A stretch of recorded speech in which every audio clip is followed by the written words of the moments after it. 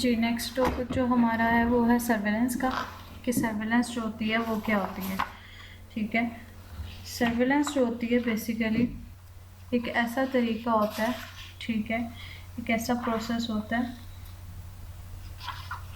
जो ऑनगोइंग होता है, ठीक है, जिसमें हम सिस्टमिक कैलकुलेशन कर एनालिसिस का कलेक्शन करते हैं, एनालिसिस करते हैं, इंटरप्रिटेशन करते हैं, किसकी करते हैं, हेल्थ डाटा एसेंशियल, ठीक है, उसको कलेक्ट करते हैं, एनालिसिस करते हैं, इंटरप्रेट करते हैं जो हेल्थ डाटा होता है, ठीक है, और उसको क्या करते हैं, हम उसको यूज़ करते हैं टू प्लानिंग, इम्प्लीमेंटेशन और evaluation of public health practices, closely integrated timely dissemination to this data to those who need to know। ठीक है, मतलब जो हमने डाटा कलेक्ट किया होता है उसके ऊपर फिर हम प्लान करते हैं, इम्प्लीमेंट और एवेलुएट करके कि हमने कौन सी पब्लिक हेल्थ प्रैक्टिसेस जो है उनको अपनाना है और उसको उन लोगों तक पहुंचाना है जो इस चीज़ को नहीं जानते। ठीक है, पर्पस क्या होता है सर्विलेंस का, एपिडेमोलॉजी और पब्लिक हेल्थ सर्विलेंस जो होते हैं उसके 3 पर्पसेस होते हैं। एक होता है सर्विलेंस में आइडेंटिफाई पब्लिक हेल्थ प्रॉब्लम्स, ठीक है, दूसरा हमारे पास आ जाता है सर्विलेंस में स्टिमुलेट पब्लिक हेल्थ इंटरवेंशंस, ठीक है, हमें एक तो प्रॉब्लम्स का पता चल जाता है, फिर हमें इंटरवेंशंस का पता चल जाता है और हमें जो सर्विलेंस होती है वो सजेस्ट भी कर देती है कि हमने जो हाइपोथेसिस है एपिडेमोलॉजिकल रिसर्च का वो क्या क्या बनाना है। ठीक है, कोई भी हमने रिसर्च किया उसका हाइपोथेसिस हमारे पास क्या आएगा। ठीक है, हमारे पास 3 तरह की सर्विलेंसेस होती हैं।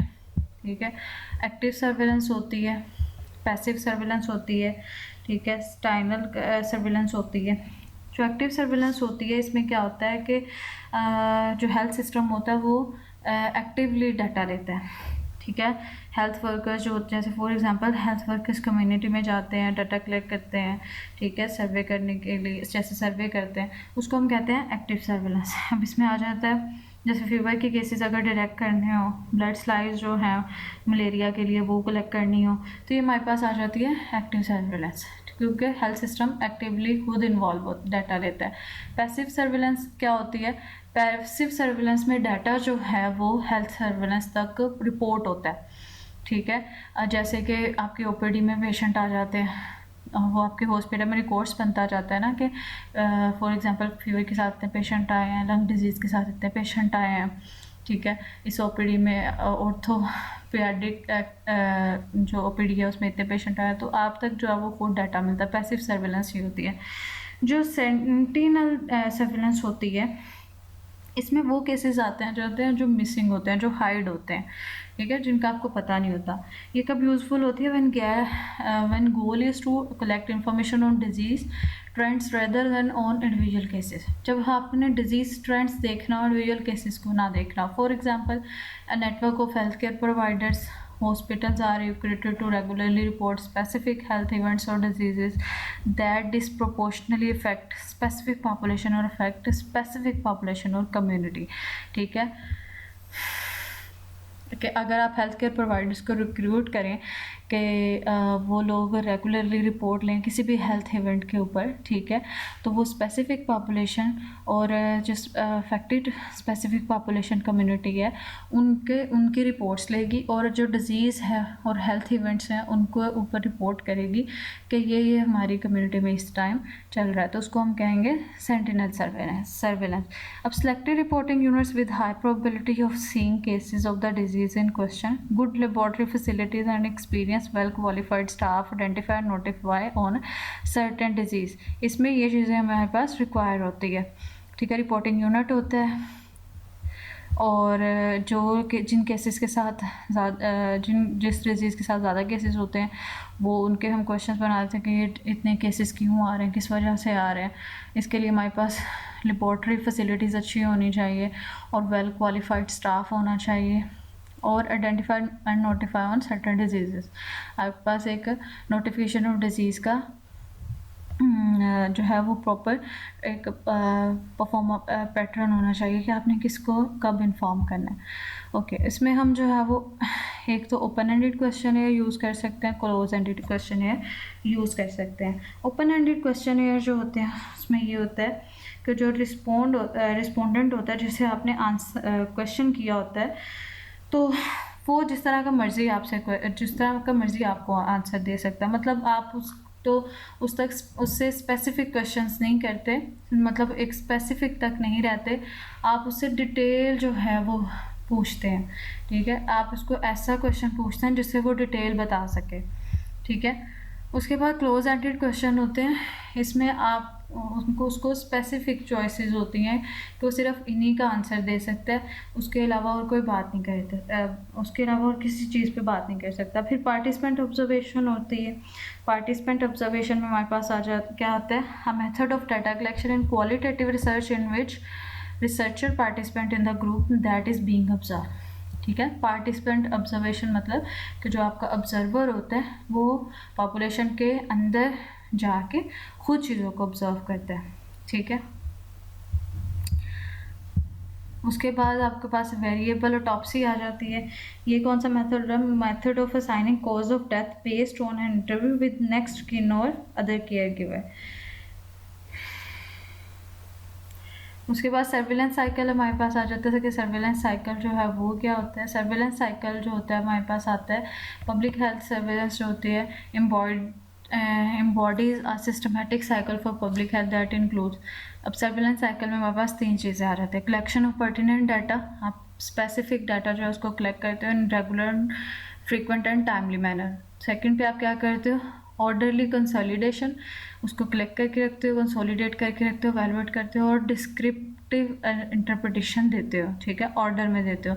फिर आप क्या करते हो, प्रॉम्प्ट डिस्ट्रीब्यूशन ऑफ फाइंडिंग्स, क्योंकि हमने इसकी डेफिनेशन में ही देखा है कि सर्विलेंस क्या होती है, जब आप हेल्थ रिलेटेड डाटा को कलेक्ट करते हैं, एनालाइज करते हैं, इंटरप्रेट करते हैं और फिर उनको डिसैमिनेट कर देते हैं, उन लोगों तक पहुंचा देते हैं जिनको नहीं पता होता। इसलिए साइकिल में अभी हम क्या करते हैं कि आप पहले कलेक्शन ऑफ डाटा कर लेते हैं, फिर उसको वैल्यूएट और उसकी डिस्क्रिप्टिव इंटरप्रिटेशन करके उसको आप उसकी जो फाइंडिंग्स को है फ़ौरन से डिस्ट्रीब्यूट कर देते हो, दूसरों तक पहुँचा देते हो, ठीक है। नेक्स्ट हमारे पास आ जाता है स्क्रीनिंग।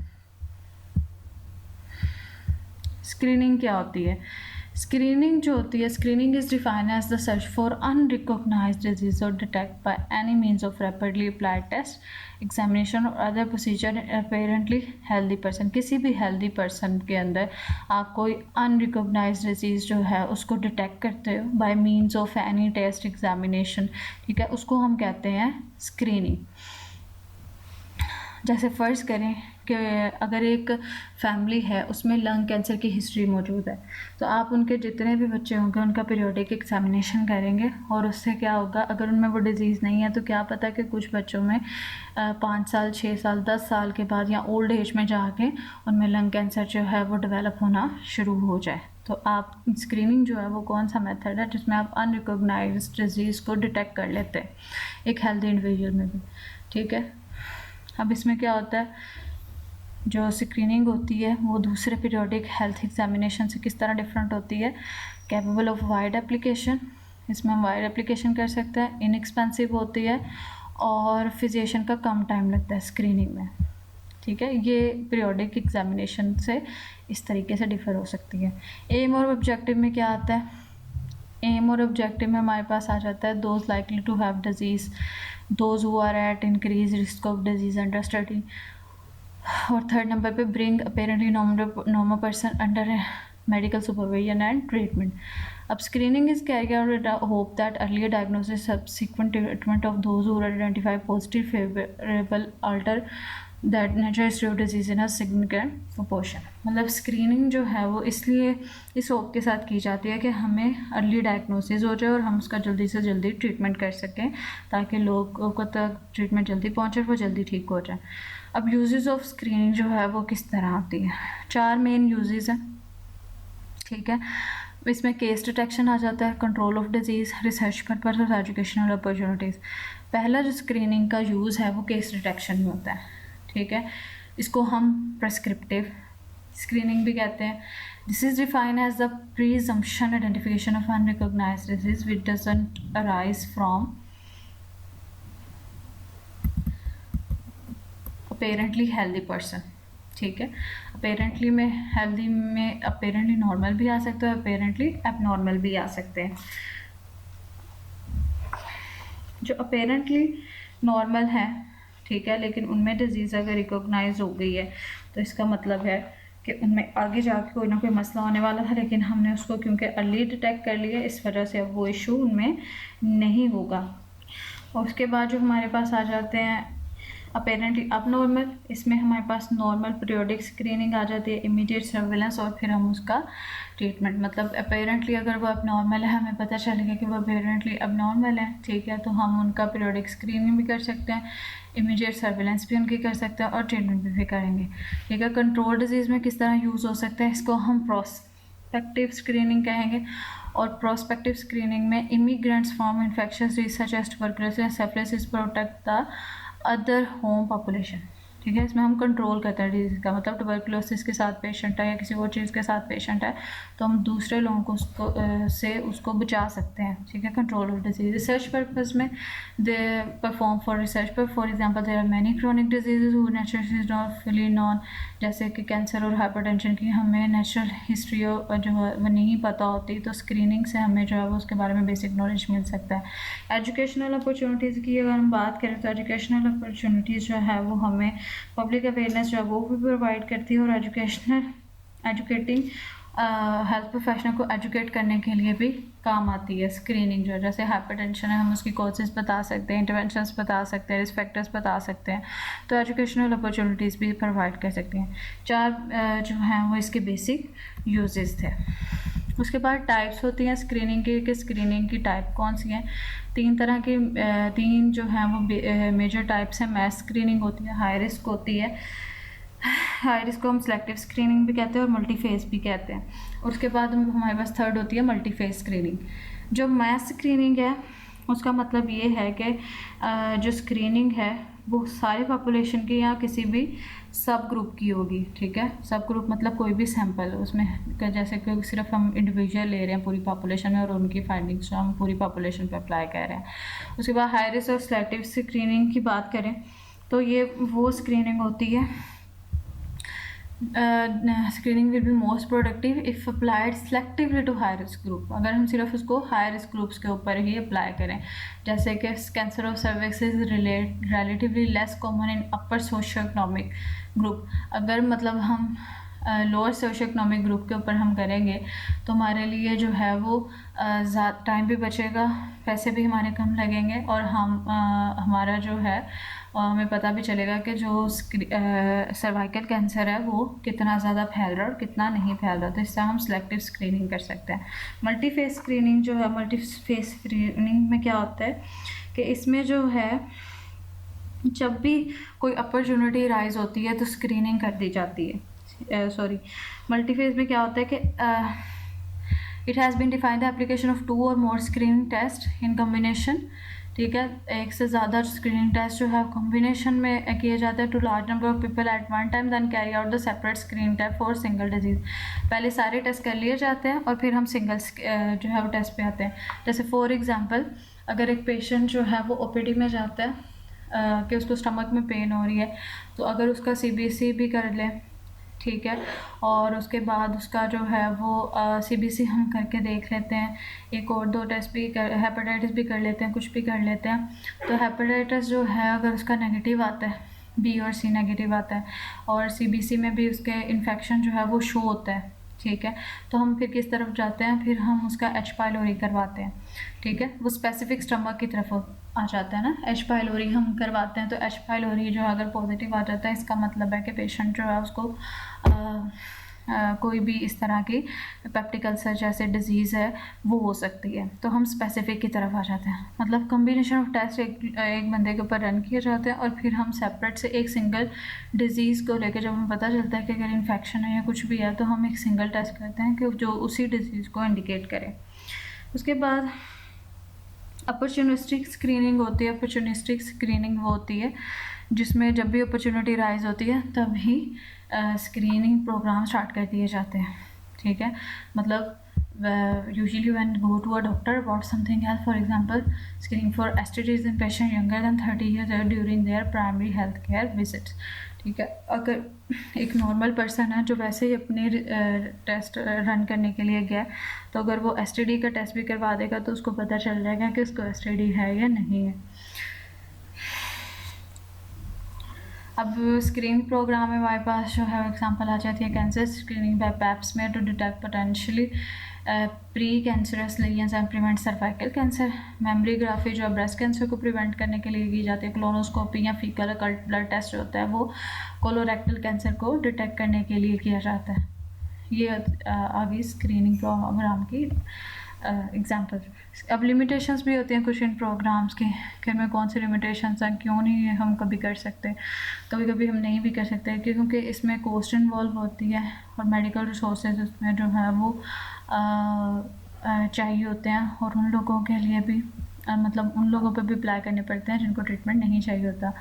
फिर कुछ एडवर्स इफ़ेक्ट्स भी हो सकते हैं, ठीक है। फिर कुछ एंजाइटी और स्ट्रेस भी हो सकता है। फिर अननेसेसरी इन्वेस्टिगेशन और ट्रीटमेंट भी हो सकते हैं और false sense of security cause by false negative test result which may be delayed in diagnosis. तो अगर आपको गलत वो पता चल गया तो आपके पास गलत नेगेटिव टेस्ट आ गए, मतलब डिज़ीज़ तो है, डिज़ीज़ भी नहीं है और आपको जो है वो पता भी नहीं, डिज़ीज़ भी नहीं है और सिम्टम्स भी नहीं है, तो उसकी वजह से आपकी डायग्नोसिस जो है वो डिले हो सकती हैं।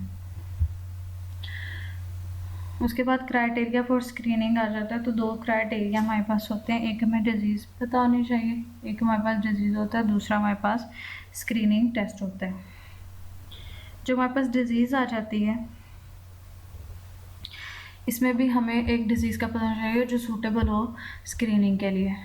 इसमें the condition show to be important health problem, एक तो इम्पोर्टेंट होनी चाहिए, वो इम्पोर्टेंट हेल्थ प्रॉब्लम होनी चाहिए, इसकी वजह से डेथ कॉज हो जैसे अगर किसी चीज़ की वजह से डेथ कॉज हो सकती है, डेथ हो सकती है, तो वो हमारे पास एक इम्पोर्टेंट हेल्थ प्रॉब्लम है, ठीक है। It should be recognizable latent और अर्ली सिम्टोमेटिक स्टेज, रिकोगनाइजेबल होनी चाहिए, ठीक है। उसके बाद natural history of condition including development from latent to declare disease should be adequately understand, ठीक है, हमें एडवोकेटली अंडरस्टूड होना चाहिए कंडीशन को। There is a test that can detect, उसके डिटेक्ट करने के हमारे पास टेस्ट भी होना चाहिए। Facilities for confirmation of diagnosis भी होनी चाहिए। उसके बाद एक इफेक्टिव ट्रीटमेंट भी हमारे पास होना चाहिए। उसके बाद जो there should be an agreed upon policy concerning whom to treat as patients, ठीक है। ऐसी पॉलिसीज़ भी होनी चाहिए कि किन पेशेंट्स को ट्रीट करना है और किन को नहीं करना। अब लास्ट स्टेज के पेशेंट को अगर ट्रीटमेंट देंगे तो ट्रीटमेंट जो है वो एक तो बहुत ज़्यादा कॉस्टली भी होगा और फिर उस बंदे के बचने के चांसेस भी नहीं होंगे। ये एग्जांपल थी एक, ठीक है। तो ऐसी पॉलिसीज़ होनी चाहिए कि किन को देना। अगर अर्ली डिटेक्शन हो गई या अर्ली ट्रीटमेंट हो रहा है उसकी इफेक्टिवनेस और होती है, और एक लास्ट स्टेज पे एक पेशेंट है जिसके बचने का कोई चांस नहीं है, उसके हम सारे ट्रीटमेंट्स हैं तो उसका जो उसके से रिलेटेड पॉलिसी और होती है। फिर good evidence that early detection and treatment reduce morbidity and mortality. फिर आपके पास ये एविडेंस होना चाहिए कि आप डिज़ीज़ को अर्ली डिटेक्ट कर लेते हो तो उसकी वजह से जो मॉर्बिडिटी और मोर्टेलिटी के चांसेस होते हैं वो कम होते हैं। फिर expected benefit of early detection exceed the risk and cost. अगर आप एक्सपेक्ट कर लेते हो बेनिफिट्स ऑफ अर्ली डिटेक्शन तो वो रिस्क और कॉस्ट को भी ख़त्म कर देते हैं, मतलब उनको रिस्क को भी कम कर देते हैं, कॉस्ट को भी कम कर देते हैं। Okay, when the criteria above satisfied then only it would be appropriate to consider a suitable screening test। अगर आपके डिजीज़ क्राइटेरिया जो है वो फुलफ़िल हो गया, अब अगर आप उससे सेटिस्फाई हैं तो फिर आप स्क्रीनिंग टेस्ट जो है उसकी तरफ जाएंगे। स्क्रीनिंग टेस्ट जो है वो उसके क्राइटेरिया में क्या होना चाहिए, उससे सेटिस्फाई होने के लिए आपके पास एक्सेप्टेबिलिटी होनी चाहिए। स्क्रीनिंग टेस्ट जो है एक्सेप्टेबल हो, रिपीटेबल हो, आप उसको बार बार रिपीट कर सकें, सेफ हो, रैपिडिटी हो, मतलब जल्दी रिज़ल्ट दे सके, ईज़ ऑफ एडमिनिस्ट्रेशन, आप उसको इजीली एडमिनिस्ट्रेशन कर सके, और इस कॉस्ट इफेक्टिव होना चाहिए, ठीक है, मतलब उसकी कॉस्ट इतनी ज़्यादा नहीं होनी चाहिए। एक्सेप्टेबिलिटी, जिन लोगों पे करना है वो एक्सेप्टेबल हो। रिपीटेबिलिटी मतलब रिपीटेबल हो, आप उसको एक से ज़्यादा दफ़ा एक इंडिविजुअल के ऊपर रिपीट कर सकें, ठीक है। अब वो जो रिपीटेबिलिटी है वो कुछ फैक्टर्स के ऊपर डिपेंड करती है, जिसमें observer variation, biological error related to technical method, ये आ जाता है। ऑब्जर्वर में अब वेरिएशन में दो तरह की ऑब्जर्वेशन आ जाती है, intra observer variation, inter observer. Intra मतलब एक सिंगल ऑब्जर्वर है, ठीक है। इंटर मतलब दो observer. If a single observer take two measurement in same subject at the same time, single observer है, ठीक है, एक ही सब्जेक्ट पे ले रहा है सेम टाइम में, और each time he obtain different result, this term has observer और विद एन ऑब्जर्वर वेरिएशन, ठीक है। एक ही ऑब्जर्वर के पास वेरिएशंस आ रही हैं, ठीक है। उसके बाद इंटर ऑब्जर्वर में क्या आता है कि अगर एक ऑब्जर्वर ने जो मेजरमेंट की है वो और है, और दूसरे ऑब्जर्वर ने जो सेम सब्जेक्ट के ऊपर मेजरमेंट की है वो और है, तो इसका मतलब वो आ जाते हैं इंटर ऑब्जर्वर वेरिएशन। जैसे अक्सर ईसीजी हम लेते हैं, ठीक है, या एक्सरेज करते हैं, तो एक ऑब्जर्वर और इंटरप्रिटेशन निकालता है और एक ऑब्जर्वर और इंटरप्रिटेशन निकालेगा, तो उसको हम कहेंगे इंटर ऑब्जर्वर वेरिएशन, ठीक है। इंटर जो ऑब्जर्वेशन एरर्स हैं उनको हम किस तरह से कम कर सकते हैं, स्टैंडर्डाइजेशन ऑफ प्रोसीजर। अगर प्रोसीजर के हम जो स्टैंडर्डाइज्ड चीज़ है, मतलब आपको एक चीज़ वो दे दिया गया, एसओपी दे दिया गया कि आपने इसी के ऊपर रहना है, तो फिर उससे हम कर सकते हैं। या intensive training of all observer, सब ऑब्जर्वर की इकट्ठी ट्रेनिंग की जाए ताकि वो एक ही तरह से इंटरप्रिटेशंस निकालें। फिर बायोलॉजिकल वेरिएशंस आ जाती हैं। बायोलॉजिकल वेरिएशंस जो होती हैं वो बायोलॉजिकल फिजियोलॉजिकल वेरिएबल से रिलेटेड होती हैं, जैसे ब्लड प्रेशर, कुछ चीज़ें जो इंसान की बॉडी की होती हैं वो भी टेस्ट को अफेक्ट कर सकती हैं, जैसे blood pressure, blood sugar, serum cholesterol वगैरह, तो ये हमारे पास आ जाती हैं बायोलॉजिकल वेरिएशन। अब ये किस वजह से हो सकती हैं, पैरामीटर जो आप यूज़ कर रहे हो, ठीक है, वो चेंज हो जाए, variations in a way patient perceive symptoms and answers. और अब दूसरी वेरिएशन इसमें क्या आती है कि आप कुछ और कह रहे हैं, मतलब आप हाइपरटेंशन कह रहे हैं और पेशेंट जो है हाइपरटेंशन को हाइपर ग्लाइसीमिया समझ रहा है, ठीक है। तो इसमें ये भी वेरिएशन आ जाती है। रिग्रेशन टू मीन भी आ जाता है, मतलब आपके पास जो मीन है वो सही नहीं आ रहा। फिर error related to technical method, इसमें रिपीटेबिलिटी इफेक्ट किस तरह से होती है, जब आपका मेथड जो होता है वो ही उसमें ही एरर आ रहा है, मतलब डिफेक्टिव कोई इंस्ट्रूमेंट, मतलब आप अगर अपने फीवर लेना है और फीवर के लिए जो आपका थर्मामीटर है उसके अंदर मर्करी ही ठीक नहीं है, तो वो तो इंस्ट्रूमेंट डिफेक्टिव हो गया ना, तो उसकी वजह से भी वेरिएशंस आ जाती हैं, ठीक है। उसके बाद वैलिडिटी, थर्ड नंबर पे आ जाती है वैलिडिटी। तो वैलिडिटी होती है कि एक expressibility of test to separate और discriminate those who have disease from those who don't have, और accuracy refers to the closeness with which measure valued agreed with the true value. ये आ जाती है हमारे पास एक्यूरेसी और वैलिडिटी दोनों की। वैलिडिटी क्या होती है और एक्यूरेसी क्या होती है। वैलिडिटी जो है उसके दो कंपोनेंट्स होते हैं, एक होती है स्पेसिफिसिटी और एक होती है सेंसिटिविटी, ठीक है। अब यहाँ पे एक रिज़ल्ट लेते हैं, स्क्रीनिंग रिज़ल्ट है, एक पॉजिटिव है एक नेगेटिव है, ठीक है। वो लोग जो डायग्नोज हुए हैं डिज़ीज़ के साथ और उनमें स्क्रीनिंग टेस्ट भी पॉजिटिव है, उनको हम ट्रू पॉजिटिव कहेंगे, ठीक है। वो लोग जो डिज़ीज़ के साथ नहीं हैं लेकिन उनमें स्क्रीनिंग टेस्ट पॉजिटिव है, उसको हम फॉल्स पॉजिटिव कहेंगे, ठीक है। वो लोग जो डायग्नोज डिज़ीज़ के साथ हुए हैं, ठीक है, लेकिन उनमें स्क्रीनिंग टेस्ट नेगेटिव आया, वो फॉल्स नेगेटिव होंगे। और वो लोग जो डिज़ीज़ के साथ डायग्नोज नहीं हुए और उनका टेस्ट भी नेगेटिव है, वो ट्रू नेगेटिव।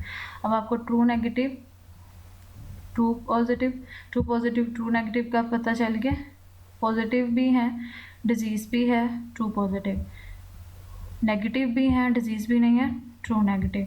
लेकिन वो लोग जिनमें डिज़ीज़ नहीं है लेकिन टेस्ट पॉजिटिव आ गया तो फॉल्स पॉजिटिव। वो लोग जो डिज़ीज़ के साथ जिनकी डिज़ीज़ नेगेटिव आई है, ठीक है, लेकिन वो उनमें डिज़ीज़ है, वो फॉल्स नेगेटिव, ठीक है। नेगेटिव नेगेटिव, पॉजिटिव पॉजिटिव, लेकिन दोनों फॉल्स।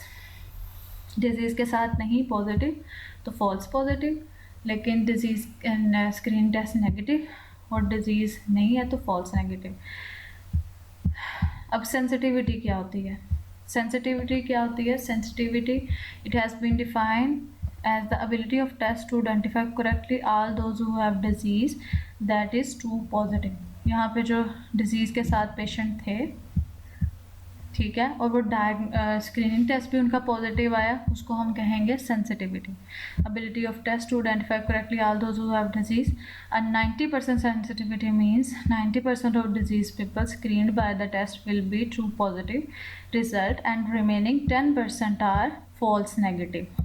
फॉल्स नेगेटिव मतलब स्क्रीनिंग टेस्ट उनका नेगेटिव है लेकिन उनमें डिजीज़ है, ठीक है, वो उसको हम कहेंगे फॉल्स नेगेटिव। अगली हम बात करें तो सेंसिटिविटी क्या है, A/A+C मल्टीप्लाई बाय 100 अगर हम करें तो हमारे पास सेंसिटिविटी का फॉर्मूला आ जाता है। मतलब वो लोग जो डिज़ीज़ के साथ हैं, स्क्रीनिंग टेस्ट भी पॉजिटिव आया, वो लोग जो डिज़ीज़ के साथ हैं लेकिन स्क्रीनिंग टेस्ट नेगेटिव आया, उन दोनों को हम प्लस करके 100 के साथ मल्टीप्लाई करेंगे तो हमारे पास आ जाएगी सेंसिटिविटी। अब स्पेसिफिसिटी क्या होती है, स्पेसिफिसिटी होती है ability of test to identify correctly all those who don't have disease, ठीक है, दैट इज़ ट्रू नेगेटिव। मतलब एक डिज़ीज़ की ऐसी एबिलिटी जिसमें वो हम टेस्ट कंडक्ट करें लेकिन सारे जो पेशेंट हैं वो अगर उनमें डिज़ीज़ नहीं है तो हमारे पास आ जाते हैं ट्रू नेगेटिव्स। मतलब उनमें किसी के पास भी किसी में डिज़ीज़ नहीं है। तो 90% स्पेसिफिसिटी का मतलब है कि डिज़ीज़ पर्सन नहीं है, और जिनमें 10% है इसका मतलब कि वो ट्रू नेगेटिव है, मतलब उनमें डिज़ीज़ है लेकिन टेस्ट जो रिज़ल्ट है वो नेगेटिव आया, ठीक है, वो हमारे पास आएंगे true negative. No disease person by the test will wrongly classify a disease but actually they are not disease, ये false पॉजिटिव है। और जिसमें हमारे पास डिजीज पर्सन है लेकिन रिजल्ट नेगेटिव है वो होंगे true negative. In the above example specificity क्या है, D/B+T, मतलब जो लोगों पे टेस्ट किया नेगेटिव है वो, और B+T मतलब जिन लोगों पे टेस्ट किया है और वो डिज़ीज़ मतलब टेस्ट की पॉजिटिव आया लेकिन डिज़ीज़ नहीं है वो, और डी उसको 100 के साथ मल्टीप्लाई करेंगे तो वो आ जाएगा हमारे पास स्पेसिफिसिटी।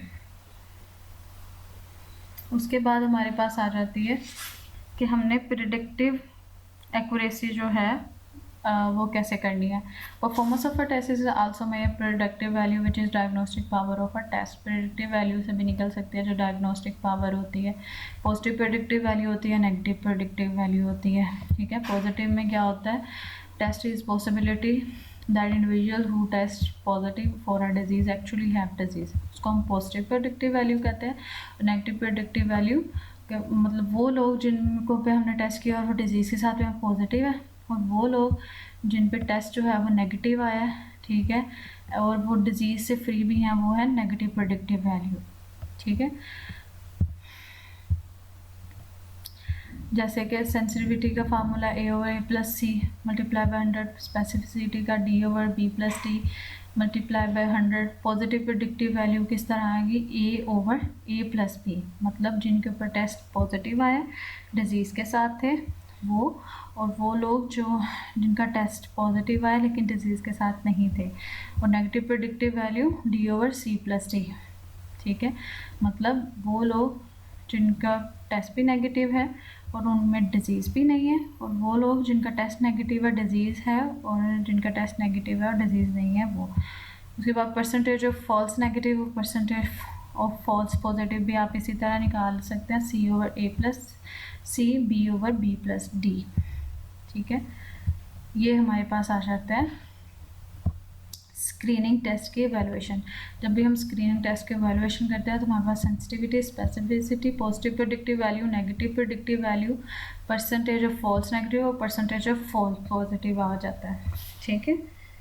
यील्ड फिर हमारे पास क्या आ जाती है, यील्ड हमारे पास वो अमाउंट होती है previously unrecognised disease that is diagnosed as a result of screening effort. Unrecognised disease होती हैं लेकिन स्क्रीनिंग की वजह से वो रिकॉग्नाइजेबल हो जाते हैं, उसको हम कहते हैं यील्ड, ठीक है। कितनी अमाउंट में ऐसे केसेस हमारे पास आए हैं जो पहले अनरिकॉग्नाइज थे लेकिन स्क्रीनिंग की वजह से रिकॉग्नाइज हो गए। ये सेंसिटिविटी पे डिपेंड करती है, ठीक है। सेंसिटिविटी मतलब ability to confirm positive cases, specificity पे मतलब नेगेटिव केसेस, प्रेवलेंस डिजीज़ पे और पार्टिसिपेशन ऑफ इंडिविजुअल के ऊपर, ठीक है। इन चीज़ों के ऊपर आपकी जो स्क्रीन यील्ड है वो डिपेंड करती है। आई होप आप लोगों को इस लेक्चर की समझ आ गई होगी। Thank you so much.